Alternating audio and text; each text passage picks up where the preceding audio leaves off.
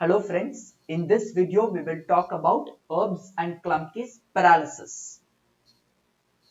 So let us see with the differences between the ERBs and Klumpke's paralysis.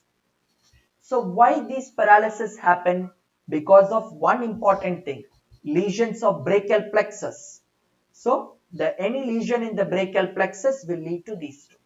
We will see what is the specific area. I will tell you. So now this is a picture to show the ERB's paralysis. Please remember ERB's paralysis is also called policeman strip, waiter strip or coolie strip. Okay. So you can see here a baby with the ERB's paralysis like this. Okay. Now this is the point where the ERB's paralysis happen. You are seeing the C5 and C6. This is the center point. This is where it's going to happen. The C5, C6 nerve will be affected. So this is the ERB's point.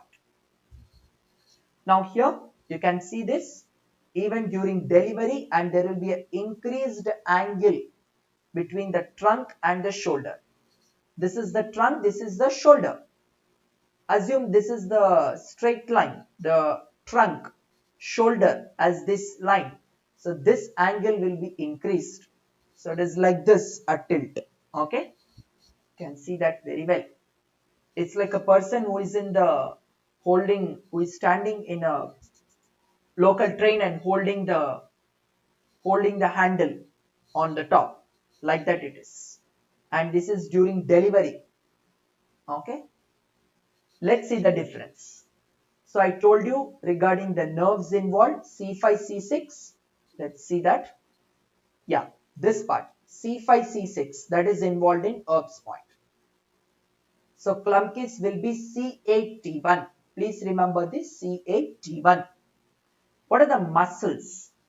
Mainly the shoulder and the flexor compartment. Please remember, just shortcut, shoulder muscles and the flexor compartment, that is damaged.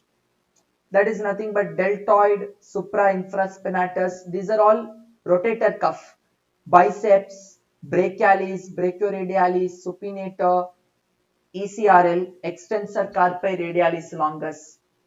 Klumpke's paralysis, intrinsic muscles. I told you other names for ERB's paralysis. I would like to repeat it again. Policeman strip, porter strip or coolie strip, or you can call it as waiter strip also. Klumpke's paralysis, claw hand. This is how it looks. This is Klumpke's paralysis, claw hand. Okay. And autonomic signs. This is not very important. Autonomic signs important. Yes, we will see in the Klumpke's paralysis. Remember, autonomic signs in Klumpke's paralysis, Horner syndrome will be visible. So references from where I took the images. So this brings us to end of the video. Thank you so much. I'll see you in the next video.